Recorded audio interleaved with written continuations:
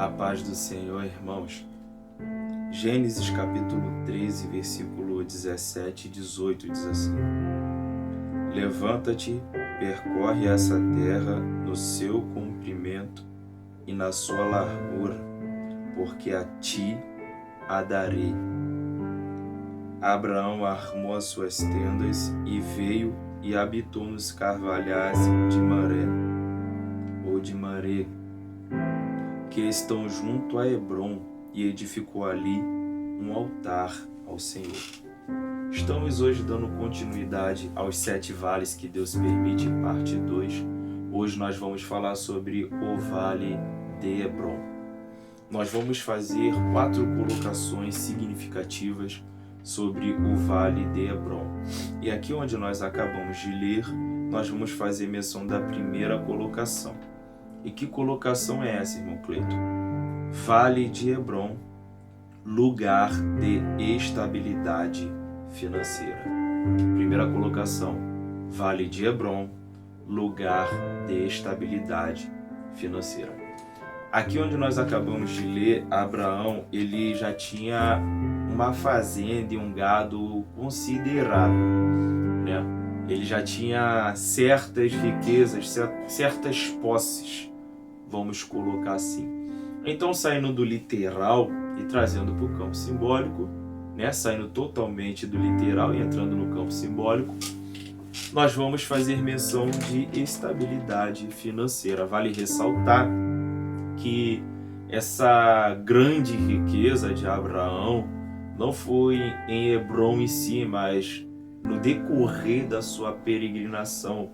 De acordo com que ele ia caminhando, ele ia prosperando. Quando falamos de estabilidade financeira, saindo do texto, trazendo para os dias de hoje, é um desafio para muitos jovens, né? E o sonho também de muitos, né? E aí nós entramos no âmbito de concursos públicos, né? Diversos, existem várias, as pessoas vão tentando, vão desanimando, né? Alguns tentam uma vez e nunca mais, outros continuam tentando, e diz a Bíblia que a espera, ela enfraquece o coração. Mas eu quero liberar essa palavra sobre a tua vida. Creia que Deus, ele tem o Vale de Hebrom preparado para você. Vale de Hebrom, primeira colocação, lugar de estabilidade financeira. Se você projetar, se você manter o seu foco, se você se empenhar, e o principal, se você estiver na direção correta, alinhada com a vontade de Deus para a sua vida, certamente você vai conseguir alcançar. Vamos fazer a segunda colocação.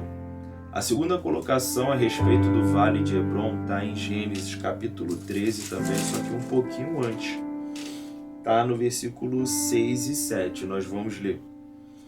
Diz assim: E não tinha capacidade a terra para poderem habitar juntos, porque a sua fazenda era muita, de maneira que não podiam habitar juntos. Isso é forte. Versículo 7. E houve contenda entre os pastores do gado de Abraão e os pastores do gado de Ló. E os cananeus e os ferezeus habitavam então na terra. Ou seja, Vale de Hebrom, segunda colocação, lugar de cortar parcerias. Eu vou repetir, lugar de cortar parcerias. Por quê? Havia contenda, como nós acabamos de ver, entre os pastores de Abraão e os pastores de Ló. Abraão, quando ele sai de sua terra, ele leva o seu sobrinho Ló. E na peregrinação, ambos começam a crescer, a enriquecer, a prosperar, porque com Deus o segredo da prosperidade está na caminhada. De acordo que você vai caminhando, prosseguindo em conhecer a Deus, buscando primeiro o reino, as demais coisas vão sendo acrescentadas na minha, na tua vida, gradativamente. Então, a Bíblia vai dizer que a terra já não suportava mais. Tem noção do que é isso? A terra não aguentava a fazenda que eles tinham, Eribaraçá e Tecalabaxé. A terra já não podia mais suportar que os dois habitassem juntos. Isso é muito tremendo. A gente pode até mudar a colocação de terra, sair do texto, trazer para o campo simbólico e colocar como pessoas. Isso é muito simbólico, nada a ver com literal, mas pega essa linha aqui que o Espírito Santo de Deus está nos levando nessa noite. Existem pessoas que não vão suportar o teu crescimento. Deus ele vai proporcionar a você um crescimento tão grande, que tem pessoas que não vão conseguir suportar a proporção do crescimento que Deus ele vai dar a você. E tem pessoas também que não suportam te ver crescer, não vibram com suas conquistas e com o seu crescimento. Mas vamos se ater ao texto. Entendendo que a terra já não aguentava mais os dois habitar juntos, chegou o momento ali de cortar essa parceria. A parceria é uma colocação que eu estou usando, tá bom? Provavelmente não é mais adequada, mas é que Deus quer falar com você através dessa palavra. E como que foi esse corte de parceria? É que chegou o momento na vida de Abraão dele conversar com o sobrinho Ló e começar a ver quem era dono do quê e quem mandava em quê. Eu vou repetir. Chegou o momento na vida de Abraão que ele teve que, estou conjecturando, se assentar e conversar com seu sobrinho Ló para definir quem era dono de quê e quem mandava em quê. Então, o carinho, o amor, o respeito continuou o mesmo. A gente vê isso no capítulo 14, quando Abraão ele resgata seu sobrinho Ló. Calamachúria. Mas essa questão de fazenda, essa questão de gado, essa questão de dinheiro envolvido já não dava mais para eles habitar junto. Eu estou usando a expressão dinheiro para que você entenda. Naquela época o dinheiro era fazenda, era gado, né? Era o que você possuía, não era igual hoje, né? Então, por favor, entenda o que o Espírito Santo de Deus quer ministrar ao meu seu coração. Então chegou o momento na vida de Abraão e de Ló, repito pela última vez, de definir quem era dono de quê e quem mandava em quê. Ou seja, primeira colocação, repetindo, Vale de Hebron, lugar de estabilidade financeira. Segunda colocação, Vale de Hebron, lugar de cortar parcerias. Com base nisso, nós podemos fazer menção de uma verdade. E que verdade é essa, irmão Cleito? Deus vai mudar seu ciclo de amizades e o lugar onde você está. Eu vou repetir. Deus ele vai mudar o teu ciclo de amizades e o lugar que você está. Ou seja, quando Deus usa esta expressão para falar comigo e contigo, é Deus dizendo que alguns que vão receber essa palavra vão mudar de casa, de bairro, literalmente. Outros vão mudar de emprego e vão trabalhar em outro lugar, em outra área. Outros vão mudar de igreja, congrega em um determinado lugar e debaixo da direção de Deus, debaixo da bênção do pastor ou do bispo atual, depois de muita oração, de muita confirmação da parte de Deus, vai se dirigir ao lugar a qual Deus lhe tem direcionado. Então, a segunda colocação, lugar de cortar parcerias. Menção de uma verdade. Qual é a verdade? Deus mudando o ciclo de amizade e Deus mudando o lugar que você está. Vale ressaltar que esta mudança, você que está trabalhando, não necessariamente é uma mudança de um lugar, é uma mudança de lugar, né? Não necessariamente uma mudança de emprego. Você pode Deus pode permitir você trabalhar no mesmo lugar que você está trabalhando, na mesma função que você está, mas em um lugar totalmente diferente. Amém? Então vamos lá. Gênesis capítulo 23, versículo 19. Eu marquei aqui para a gente ler.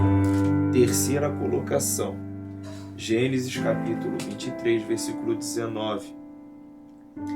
Diz assim: E depois sepultou Abraão a Sara, sua mulher, na cova do campo de Macpela, em frente de Mamré, que é Hebrom, na terra de Canaã.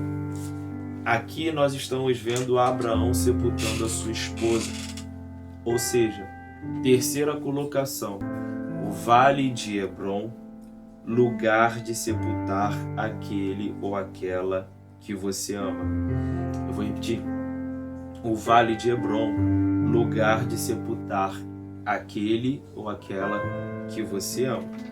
Com base nisso, nós podemos fazer menção de uma verdade. Que verdade é essa? Prepare-se para a dor do luto. Eu vou repetir. Prepare-se para a dor do luto. Por quê? O grau de parentesco não me é revelado, mas sobre esta palavra fica uma advertência dos céus para mim e para a tua vida. Nós devemos nos preparar para a dor do luto. Kalamashuri. Vamos para a quarta colocação. Livro de Josué, você que está com a sua Bíblia, eu marquei aqui também para a gente ler. Josué, capítulo 14, versículo 13 e 14. Diz assim: E Josué o abençoou e deu a Calebe, filho de Jefoné, Hebrom em herança.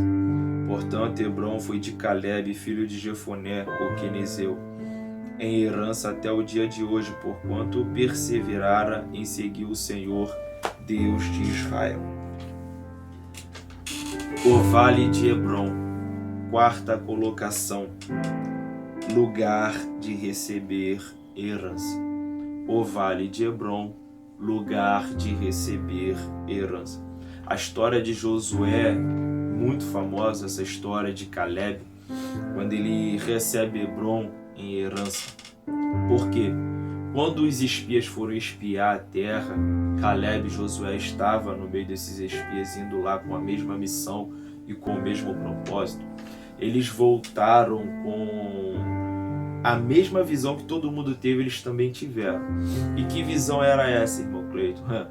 Não era uma conquista fácil. Havia gigantes e inimigos poderosos na terra. Só que o que eles viram não mudou a fé deles, não abalou a fé deles, não diminuiu a fé deles na palavra que Deus já havia liberado.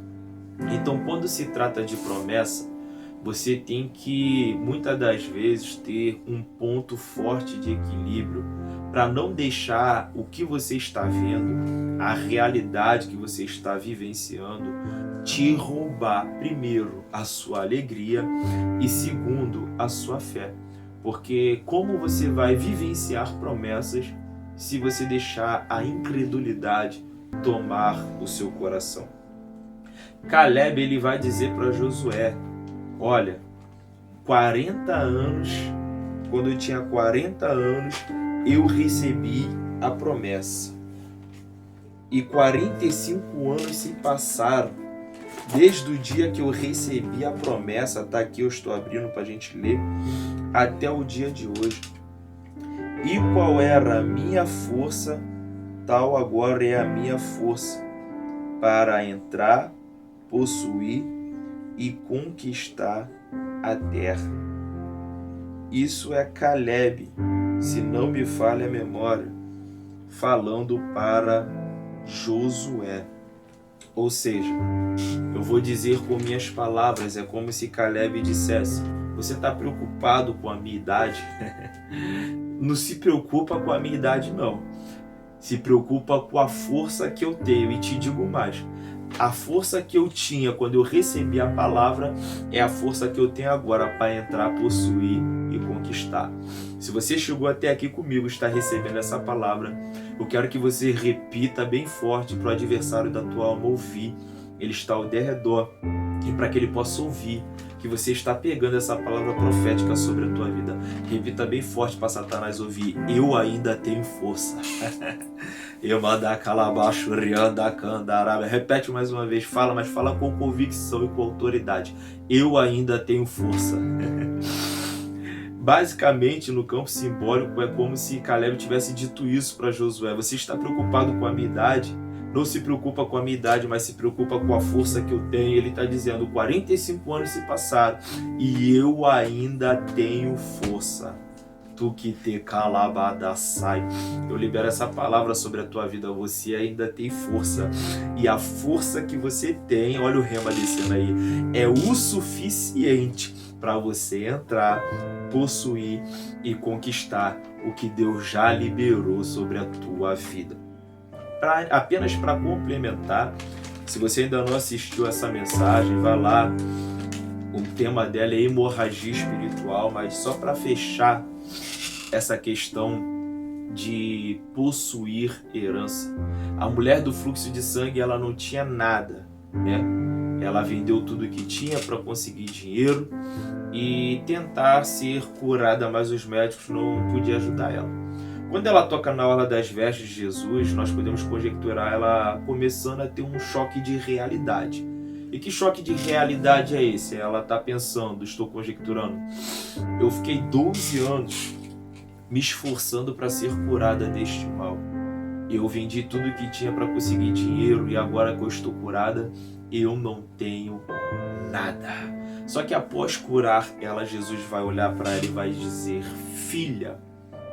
Quando Jesus chama ela de filha, a Bíblia vai dizer que nós somos herdeiros de Deus e co-herdeiros de Cristo, ou seja, nós temos uma herança.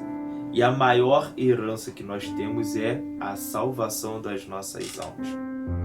Então, quando Jesus chama ela de filha, em outras palavras, Jesus está dizendo, você é herdeira de uma herança maior. Então pega essa palavra para a sua vida. Talvez essa palavra não coloque um sorriso no seu rosto, mas certamente essa palavra ela traz um refrigério para o seu coração e para a sua alma.